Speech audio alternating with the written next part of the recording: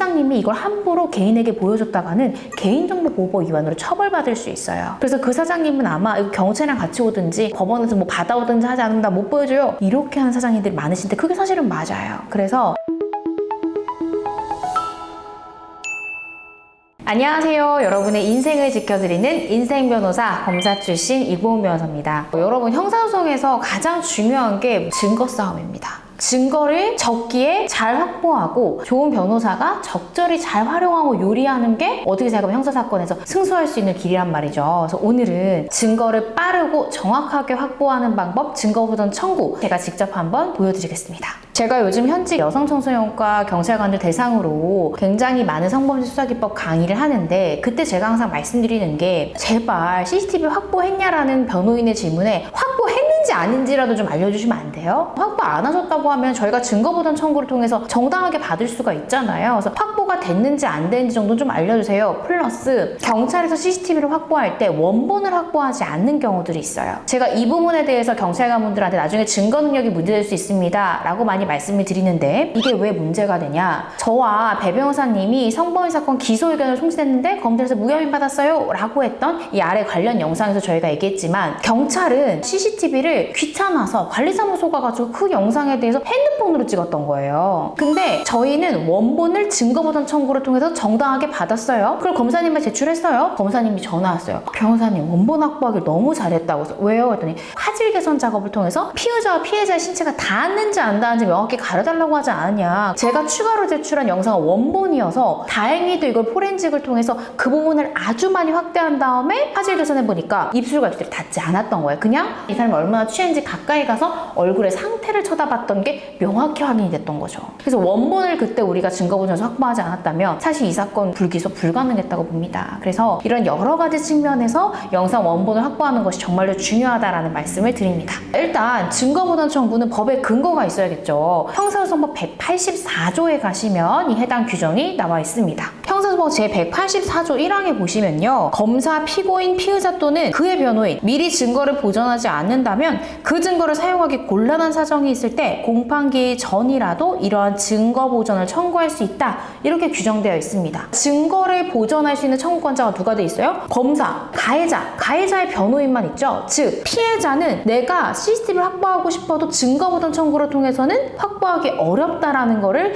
이 법적으로도 확인할 수 있습니다. 피해자인데 나 CCTV 확보해야 되는데 그럼 어떻게 해야 돼요? 궁금하신 분들은 제가 위에 링크 걸어놓은 관련 영상, 성범죄 피해자들이 반드시 확보해야 될 3가지 증거 영상에 제가 설명을 했으니까요, 그 해당 영상을 통해서 한번 확인해 주시면 됩니다. 일단 184조에 그 청구의 권한, 청구의 법적 근거가 들어가 있는데요. 그럼 실질적으로 증거보전 청구 어떻게 해야 되는지 단계별로 설명드릴게요. 첫 번째, 그 해당 영상을 보관하고 있는 곳에 가셔야 되겠죠. 우리가 멋지게 청구서 써서 청구했는데 영상이 지워졌어요. 보관기간 일주일밖에 안 돼서 없어요 해버리면 우리가 보전 청구하더라도 확보할 수 있는 영상이 없겠죠. 즉 사건 현장에 가서 영상이 보존되어 있는지부터 확인을 해라가 첫 번째입니다. 사건 당일 현장에 본인이 한번 가보세요. 굉장히 많은 CCTV가 있을 거예요. 그래서 본인이 고소인이랑 같이 걸었던 이동 경로를 따라서 쭉 CCTV가 어디 설치되어 있는지 확인을 하세요. 그리고 CCTV를 관리하는 주체에게 가서 제가 몇 날 며칠 CCTV가 필요한데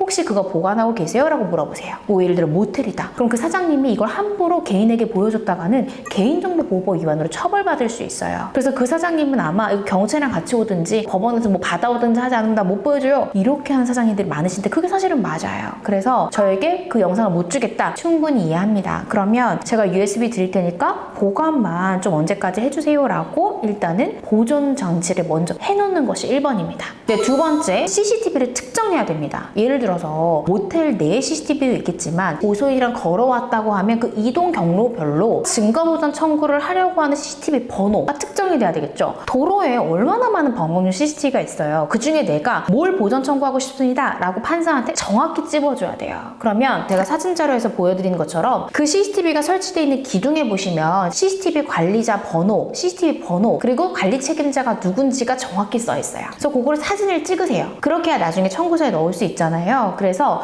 정확히 어떤 CCTV인지 그 번호와 관리자 이름과 연락처를 확인한다. 그게 두 번째 단계입니다. 주차되어 있는 차, 블랙박스 뭐 이런 것도 그것도 할 수 있어요. 할 수 있는데 문제는 뭐냐면 보통 블랙박스는 2, 3일이면 지워져 버리잖아요. 근데 경찰 같으면은 바로 그 차적조회 하면은 그 사람이 나와요. 가입자가. 아, 여기 블랙박스 뭐 찍혔는지 좀 확인해보자. 경찰이다. 그럼 바로 그 사람이 확인해주고 필요하면 주잖아요. 근데 우리가 증거보전 신청을 하면은 최소한 3일 정도 걸린단 말이에요. 그 사이에 지워져 버리고 그 해당 차주가 누군지도 알기가 어렵겠죠. 그럴 땐 차라리 차주를 좀 확인한 다음에 그 차주한테 부탁할 수 있겠죠.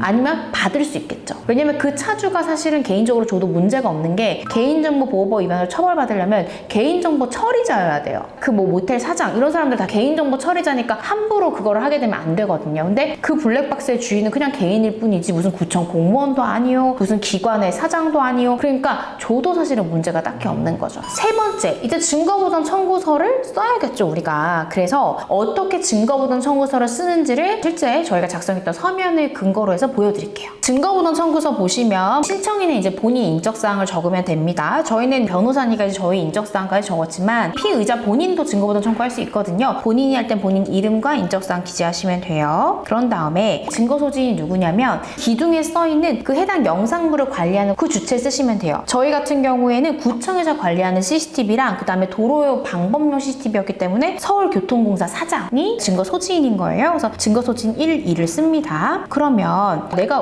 왜 이걸 신청하려고 하는지를 판사에게 설득해야 되겠죠. 그래서 우리는 피신청인으로부터 어떤 혐의로 고소당한 사람이다. 그런데 이 사건 CCTV들은 피신청인, 그러니까 우리 사건의 고소인이겠죠. 고소인이 주장하는 피해 발생 일시 전후의 상황과 우리들의 이동 경로를 담고 있는 증거입니다. 따라서 CCTV 보관이 지나서 이 영상 폐기하게 되면 증거를 보존할 수 없기 때문에 이 증거를 보존하기 위해 형사소송법 184조에 따라 증거보전 신청합니다. 라고 쓰시면 돼요. 증명할 사실, 무슨 사실이겠어요? 강제추행 혐의에 대한 신청인과 피신청인이 이 장소에서 어떤 행동했는지를 확인해보고자 합니다. 쓰시면 돼요. 증거의 표시를 쓰셔야 돼요. 왜냐하면 CCTV를 특정해줘야 판사도 정확히 어떤 영상물에 대한 증거를 보존하라 라는 명령을 내릴 거 아니에요. 그러니까 증거 보관 장소로 서초구청이 가지고 있어요. 그 해당 영상물을. 그러면 서초구청의 소재지를 써주시고, 또 서울에 있는 도로교통공사에서 관리하는 CCTV를 저희가 확보하길 원했기 때문에 서울교통공사의 주소지를 써주시면 돼요. 이런 경우에 보존 대상 증거를 써주셔야 돼요. 정확히 어떤 CCTV를 원하느냐 보면 강남대로 65길 12 관리번호 N07012라고 썼는데 그게 바로 그 CCTV 그 표에 보시면 정확히 CCTV 넘버가 있어요. 그걸 정확히 지정해 주셔야 돼요.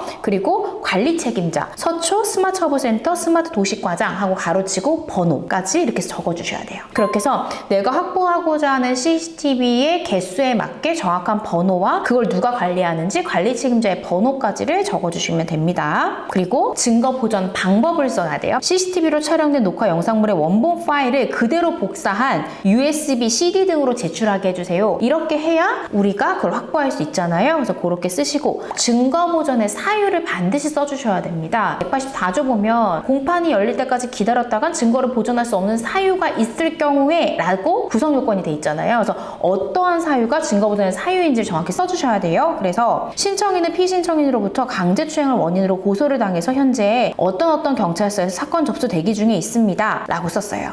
이것만 쓰시면 되는 게 아니라 실제 이 사건이 계속 중이다 라는 걸 입증할 수 있는 사건 사고 사실 확인원이나 고소장이나 내가 조사받았다 피의자 신문조서나 출석 요구서 이런 것들을 증거 보전 청구서와 함께 내셔야 돼요. 그래야 내가 이 사건 관련 전혀 없는데 갑자기 CCTV 보존하려고 하는 건지 실제적으로 어떤 사건이 계속돼서 그렇게 필요한 건지를 우리가 확인해 볼 수가 있어요. 그리고 나서 저희가 강제추행한 사실이 전혀 없기 때문에 혐의를 전면 부인하고 있습니다. 따라서 피신청인이 주장하는 사건 발생 직후에 시간적으로 근접한 해당 CCTV를 확인해서 신청인과 피신청인의 사건 직후의 이동 경로 및 정황을 확인하는 것이 수사 진행에 있어 중요한 자료라 할 것이고, 위와 같이 당사자들의 주장이 상반되므로 사건의 진상을 확인하기 위해 피신청인과 신청인이 촬영한 CCTV 영상 녹화물이 반드시 필요합니다. 이렇게 적었습니다. 이러한 부분에 대해서 CCTV 영상물이 소재한 지역을 관할하는 법원, 이 영상에 대한 증거 보전 신청하오니 부디 신청인의 신청을 모두 인용하여 주시기 바랍니다. 이렇게 제출하시면 돼요. 그래서 밑에 첨부 서류에는 이제 저희 변호인이가 선임계가 들어갔고, 이것뿐만 아니라 사건 사고 사실 확인원이나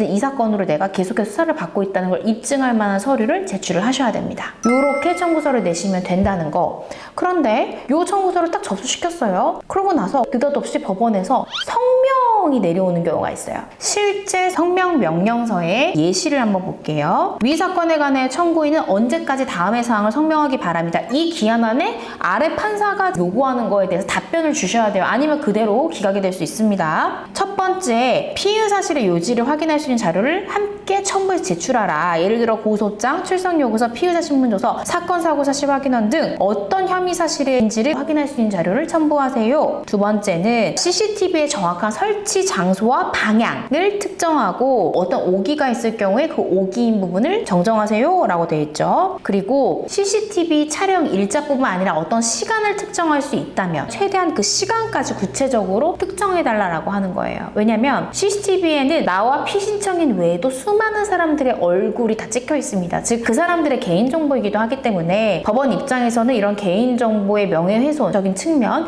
개인정보 보호의 측면에서 피해를 최소화해야 되잖아요. 그래서 특정할 수 있는 한 최대한 특정하라 라고 성명이 내려온 거예요. 이렇게 성명이 내려왔을 때는 성명 기한을 반드시 체크하고 판사가 궁금해하는 부분들에 대해서 본인도 진술서를 써서 내야 된다라는 것을 분명히 확인을 하셔야 됩니다. 자, 그렇게 내가 증거부담 청구를 하잖아요. 그럼 사건 번호가 나와요. 그게 나오면 반드시 챙겨야 되는 부분이 대법원 나의 사건 검색에 들어가셔서 확실히 그 사건 번호가 어떻게 진행되고 있는지 사건 진행 사항을 체크해 보실 수 있어요. 그래서 들어가 보시면 제가 예시 띄워놓은 것처럼 며칠자 증거부담 청구서 접수 완료. 그런 다음에 뭐 인용 결정 아니면 보정 명령 이런 식으로 그거를 매일매일 한 번씩 확인해 보시면서 혹시 보정이 나왔는지 아니면 인용이 됐는지, 인용이 되면 증거보전 명령문이 CCTV를 가지고 있는 보관자한테 발송이 돼요. 그래서 발송이 제대로 됐는지, 그리고 발송이 된 다음에는 해당 보관자가 영상물을 법원으로 언제 회신이 됐는지 그걸 확인하셔야 돼요. 왜? 증거부담 청구했어요. 판사가 인용했어요. 그대로 우리 집으로 증거가 배달되어 온다? 아니에요. 해당 증거물을 보관하고 있는 사람이 법원에 영상물을 USB나 CD에 담아서 보내요. 그럼 법원이 보관하고 있어요. 그러면 청구인이 가서 복사해 와야 돼요. 열람등사 신청을 해서. 그게 마지막 단계예요. 그래서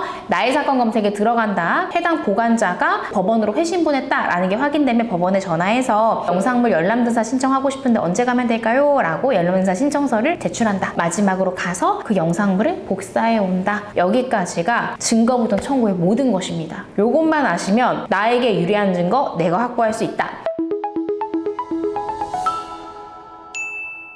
변호인을 통해서 만약에 진행하실 경우에는 CCTV가 중요한 사건들 뭐가 있어요? 내가 절도를 한 게 아니야. 근데 내가 그걸 훔쳐갔대. 그러면 절도를 당했다라고 피해 일시와 내가 거길 들어간 시간 사이를 구분하면 되겠죠. 그런 것들에서 모두 다 이 CCTV는 굉장히 유용한 증거란 말이에요. 그럴 때 한번 이 증거부담 청구 영상을 통해서 어떻게 나에게 유리한 영상, 증거를 확보할 수 있는지를 꼭 한번 챙겨보셨으면 좋겠습니다. 나홀로 소송 준비하시는 분들이 계시다면 제 영상이 분명히 좀 도움이 됐으리라 생각합니다.